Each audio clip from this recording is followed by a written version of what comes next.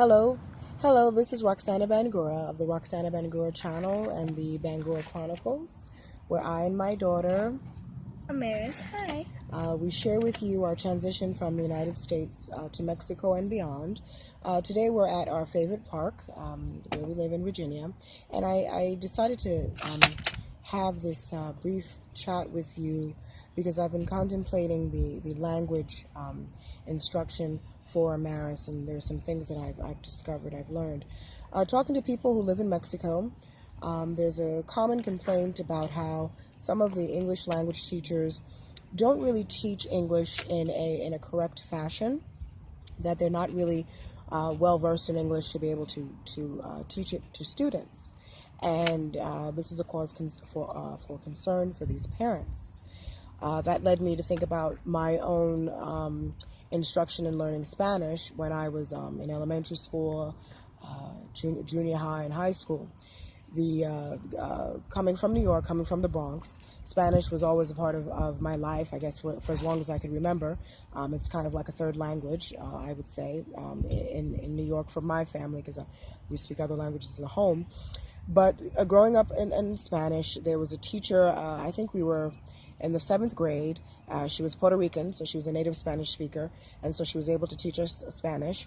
And then in high school, I was taught Spanish by two individuals. One was a nun. She was an Italian nun, and she taught us Spanish and English, meaning we weren't really immersed in the language, and that didn't really help with retention. And, it didn't just help with retention. And then the other gentleman was an American gentleman, and he also taught us Spanish and English.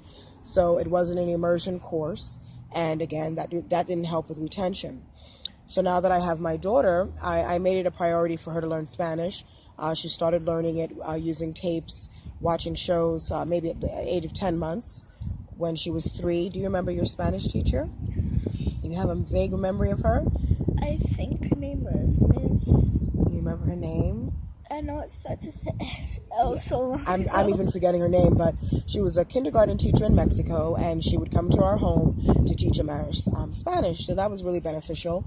But, everything, you have to do it over and over again, repetition, to retain it. So fast forward to us now moving to Mexico, and one of the attractions in Veracruz State is that different languages are offered, I think, at the elementary, junior high, and secondary level, high school level. So one of the languages is Mandarin. So I'm hoping that the teacher is competent. Of course, I don't speak Mandarin, but I'm hoping that we have a teacher who's a native speaker or who's very competent in teaching the language.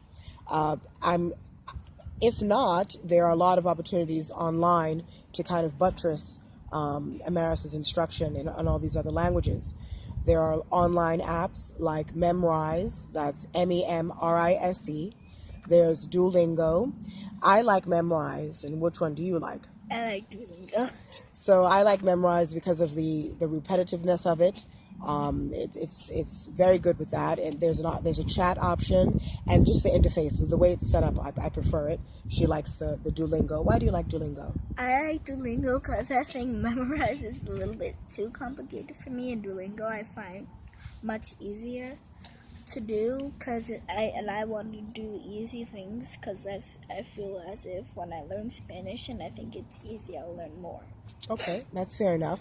Another website is called Verbling, Verbling. Now, this is an opportunity for you to have real live tutors, and this is a trend where you'll be talking to someone via Skype or whatever, Zoom or whatever platform for them to teach you another language. So these are things that will kind of, again, buttress her instruction in school. So, that's something we can actually do now for her to learn Mandarin. We don't have to wait to move to Mexico for that to happen. But I say this to say, the internet being a great equalizer, there are resources that you can use to learn things. And again, her being bilingual, multilingual will be beneficial for her career, for her future. And that's important to us. French is another language that, she can learn. And I'm going to look on there if there are individuals who teach Wolof, which is spoken in Senegal and the Gambia, and wherever there are Wolof speakers, like in Harlem, USA. I'm wondering if, there are other languages from the continent of Africa where we're from, where my family's from. maybe even Twi, which is the language of her father. He's from Ghana. So if we can find individuals through Verbling who teach this will be very good. So those African language speakers, this is an opportunity for you to teach and for you to earn money. So, utilize the internet. I'm confident that we'll be successful in language acquisition. So, yeah, I wanted to come to you with that. And I also learned recently through the International TEFL Academy, that's teaching English as a foreign language, in terms of teaching English abroad, there are more people learning English in China than there are people in the entire population of the United States. So that should give you an idea of how English is, it is a global language. It's a language that different countries use to communicate with each other. If there's a company in China that wants to do business in Germany, more than likely they will communicate in English, not in Mandarin or in German. So, you have this resource, you have this skill set of teaching English. This is an opportunity for you to travel or to teach via Skype as a side hustle, a secondary job, or a main career choice. So that's what I've learned. That's what I've been thinking about these couple of days. And also, I got this other information from Elise Robinson of the Keen and Ready blog. She mentioned how there are opportunities for scholarships in different countries for you to go and learn their language. So, in Korea, you might get a scholarship, room and board to go learn Korean, or South Korea, I should say. Or you can go to China and learn Mandarin or whatever other Chinese language. Russia has programs. I don't know if they pay room and board, but there are programs in Russia, Japan. So these are opportunities for you to travel, to learn different languages if these countries, want to teach you. Yes. And yeah, isn't that cool? That is, I think that would be cool because a new experience would be like a new experience for me to learn different languages and communicate in different languages. I think would be like discovering a whole other world in space. Yeah, it would be like discovering a whole other world in space. So we're about that life, being diverse, being multicultural, being international. So, that's a great thing, to be able to travel and go to another country and immerse yourself in the language. It's so many benefits to learning different languages. So I wanted to just talk about that. Again, I'll be looking into language tutors for her to buttress what she's learning in the classroom, to the repetition to learn, and also to use these apps. So there's Memrise, once again, MEMRISE. There's Duolingo, DUOLINGO, and there's Verbling, VERBLING.